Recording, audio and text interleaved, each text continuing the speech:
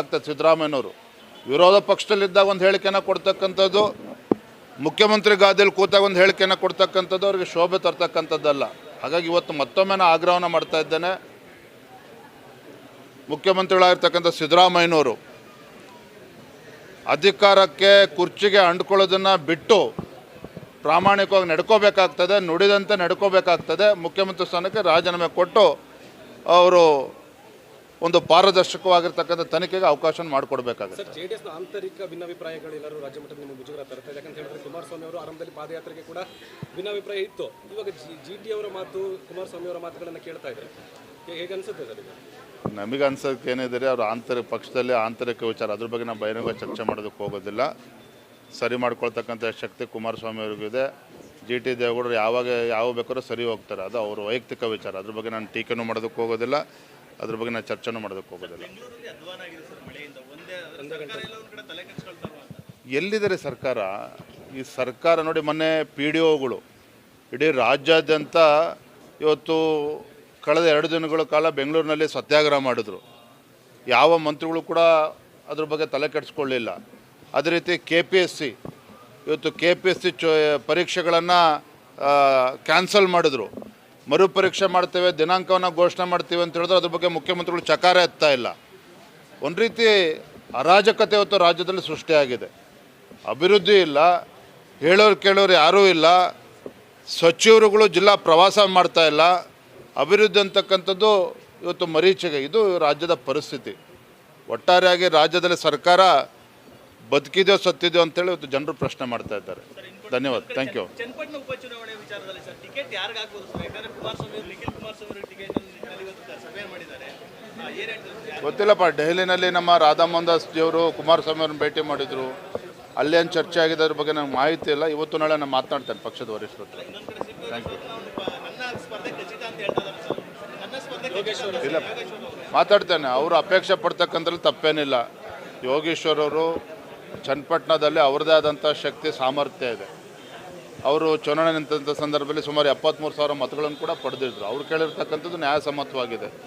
Ultimately the decision of a party high command, ಪಕ್ಷದ high command ನಿರ್ಧಾರ ಮಾಡ್ತದೆ. ಆಗ್ತದೆ. ಸಿದ್ದರಾಮಯ್ಯನವರು ವಿರೋಧ ಪಕ್ಷದಲ್ಲಿದ್ದಾಗ ಒಂದು ಹೇಳಿಕೆನ ಕೊಡ್ತಕ್ಕಂಥದ್ದು, ಮುಖ್ಯಮಂತ್ರಿ ಗಾದಿಯಲ್ಲಿ ಕೂತಾಗ ಒಂದು ಹೇಳಿಕೆನ ಕೊಡ್ತಕ್ಕಂಥದ್ದು ಅವರಿಗೆ ಶೋಭೆ ತರ್ತಕ್ಕಂಥದ್ದಲ್ಲ. ಹಾಗಾಗಿ ಇವತ್ತು ಮತ್ತೊಮ್ಮೆ ನಾನು ಆಗ್ರಹವನ್ನು ಮಾಡ್ತಾ ಇದ್ದೇನೆ. ಮುಖ್ಯಮಂತ್ರಿಗಳಾಗಿರ್ತಕ್ಕಂಥ ಸಿದ್ದರಾಮಯ್ಯನವರು ಅಧಿಕಾರಕ್ಕೆ ಕುರ್ಚಿಗೆ ಅಂಡ್ಕೊಳ್ಳೋದನ್ನು ಬಿಟ್ಟು ಪ್ರಾಮಾಣಿಕವಾಗಿ ನಡ್ಕೋಬೇಕಾಗ್ತದೆ, ನುಡಿದಂತೆ ನಡ್ಕೋಬೇಕಾಗ್ತದೆ. ಮುಖ್ಯಮಂತ್ರಿ ಸ್ಥಾನಕ್ಕೆ ರಾಜೀನಾಮೆ ಕೊಟ್ಟು ಅವರು ಒಂದು ಪಾರದರ್ಶಕವಾಗಿರ್ತಕ್ಕಂಥ ತನಿಖೆಗೆ ಅವಕಾಶ ಮಾಡಿಕೊಡ್ಬೇಕಾಗುತ್ತೆ. ಸರ್, ಜೆಡಿಎಸ್ನ ಆಂತರಿಕ ಭಿನ್ನಾಭಿಪ್ರಾಯಗಳು ಎಲ್ಲರೂ ರಾಜ್ಯ ಮಟ್ಟದಲ್ಲಿ ನಿಮಗೆ ಮುಜುಗರ ತರುತ್ತೆ. ಯಾಕಂತ ಹೇಳಿದ್ರೆ ಕುಮಾರಸ್ವಾಮಿ ಅವರು ಆರಂಭದಲ್ಲಿ ಪಾದಯಾತ್ರೆಗೆ ಕೂಡ ಭಿನ್ನಾಭಿಪ್ರಾಯ ಇತ್ತು. ಇವಾಗ GT ಅವರ ಮಾತು, ಕುಮಾರಸ್ವಾಮಿ ಅವರ ಮಾತುಗಳನ್ನು ಕೇಳ್ತಾ ಇದ್ದಾರೆ. ಹೇಗೆ ಅನಿಸುತ್ತೆ ಸರ್? ನಮಗೆ ಅನ್ಸೋಕ್ಕೆ ಏನಿದೆ, ಅವರು ಪಕ್ಷದಲ್ಲಿ ಆಂತರಿಕ ವಿಚಾರ, ಅದ್ರ ಬಗ್ಗೆ ನಾವು ಬಹಿರಂಗ ಚರ್ಚೆ ಮಾಡೋದಕ್ಕೆ ಹೋಗೋದಿಲ್ಲ. ಸರಿ ಮಾಡ್ಕೊಳ್ತಕ್ಕಂಥ ಶಕ್ತಿ ಕುಮಾರಸ್ವಾಮಿ ಅವ್ರಿಗೂ ಇದೆ. GT ದೇವೇಗೌಡರು ಯಾವ ಬೇಕಾದ್ರೂ ಸರಿ ಹೋಗ್ತಾರೆ, ಅದು ಅವ್ರ ವೈಯಕ್ತಿಕ ವಿಚಾರ. ಅದ್ರ ಬಗ್ಗೆ ನಾನು ಟೀಕೆನೂ ಮಾಡೋದಕ್ಕೆ ಹೋಗೋದಿಲ್ಲ, ಅದ್ರ ಬಗ್ಗೆ ನಾನು ಚರ್ಚೆನೂ ಮಾಡೋದಕ್ಕೆ ಹೋಗೋದಿಲ್ಲ. ಎಲ್ಲಿದ್ದಾರೆ ಸರ್ಕಾರ? ಈ ಸರ್ಕಾರ ನೋಡಿ, ಮೊನ್ನೆ PDOಗಳು ಇಡೀ ರಾಜ್ಯಾದ್ಯಂತ ಇವತ್ತು ಕಳೆದ 2 ದಿನಗಳ ಕಾಲ ಬೆಂಗಳೂರಿನಲ್ಲಿ ಸತ್ಯಾಗ್ರಹ ಮಾಡಿದ್ರು. ಯಾವ ಮಂತ್ರಿಗಳು ಕೂಡ ಅದ್ರ ಬಗ್ಗೆ ತಲೆ ಕೆಡಿಸ್ಕೊಳ್ಳಿಲ್ಲ. ಅದೇ ರೀತಿ KPSC ಇವತ್ತು KPSC ಪರೀಕ್ಷೆಗಳನ್ನು ಕ್ಯಾನ್ಸಲ್ ಮಾಡಿದ್ರು. ಮರುಪರೀಕ್ಷೆ ಮಾಡ್ತೇವೆ, ದಿನಾಂಕವನ್ನು ಘೋಷಣೆ ಮಾಡ್ತೀವಿ ಅಂತ ಹೇಳಿದ್ರೆ ಅದ್ರ ಬಗ್ಗೆ ಮುಖ್ಯಮಂತ್ರಿಗಳು ಚಕಾರ ಎತ್ತಾ ಇಲ್ಲ.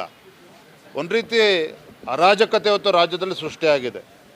ಅಭಿವೃದ್ಧಿ ಇಲ್ಲ, ಹೇಳೋರು ಕೇಳೋರು ಯಾರೂ ಇಲ್ಲ.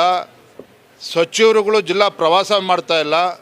ಅಭಿವೃದ್ಧಿ ಅಂತಕ್ಕಂಥದ್ದು ಇವತ್ತು ಮರೀಚಿಗೆ. ಇದು ರಾಜ್ಯದ ಪರಿಸ್ಥಿತಿ. ಒಟ್ಟಾರೆಯಾಗಿ ರಾಜ್ಯದಲ್ಲಿ ಸರ್ಕಾರ ಬದುಕಿದೆಯೋ ಸತ್ತಿದೆಯೋ ಅಂತೇಳಿ ಇವತ್ತು ಜನರು ಪ್ರಶ್ನೆ ಮಾಡ್ತಾ ಇದ್ದಾರೆ. ಧನ್ಯವಾದ. Thank you. ಚನ್ನಪಟ್ಟಣ ಉಪಚುನಾವಣೆ ವಿಚಾರದಲ್ಲಿ ಸರ್ ಟಿಕೆಟ್ ಯಾರಿಗೆ ಆಗ್ಬೋದು ಸರ್? ಯಾಕಂದ್ರೆ ನಿಖಿಲ್ ಕುಮಾರಸ್ವಾಮಿ ಟಿಕೆಟ್ ಸಭೆ ಮಾಡಿದ್ದಾರೆ. ಗೊತ್ತಿಲ್ಲಪ್ಪ. ದೆಹಲಿನಲ್ಲಿ ನಮ್ಮ ರಾಧಾ ಮೋಹನ್ ದಾಸ್ ಜಿಯವರು ಕುಮಾರಸ್ವಾಮಿ ಅವ್ರನ್ನ ಭೇಟಿ ಮಾಡಿದರು. ಅಲ್ಲೇನು ಚರ್ಚೆ ಆಗಿದೆ ಅದ್ರ ಬಗ್ಗೆ ನಂಗೆ ಮಾಹಿತಿ ಇಲ್ಲ. ಇವತ್ತು ನಾಳೆ ನಾನು ಮಾತನಾಡ್ತೇನೆ ಪಕ್ಷದ ವರಿಷ್ಠರ ಹತ್ರ. Thank you. ಇಲ್ಲ, ಮಾತಾಡ್ತೇನೆ. ಅವರು ಅಪೇಕ್ಷೆ ಪಡ್ತಕ್ಕಂಥಲ್ಲಿ ತಪ್ಪೇನಿಲ್ಲ. ಯೋಗೇಶ್ವರ್ ಅವರು ಚನ್ನಪಟ್ಟಣದಲ್ಲಿ ಅವ್ರದ್ದೇ ಆದಂಥ ಶಕ್ತಿ ಸಾಮರ್ಥ್ಯ ಇದೆ.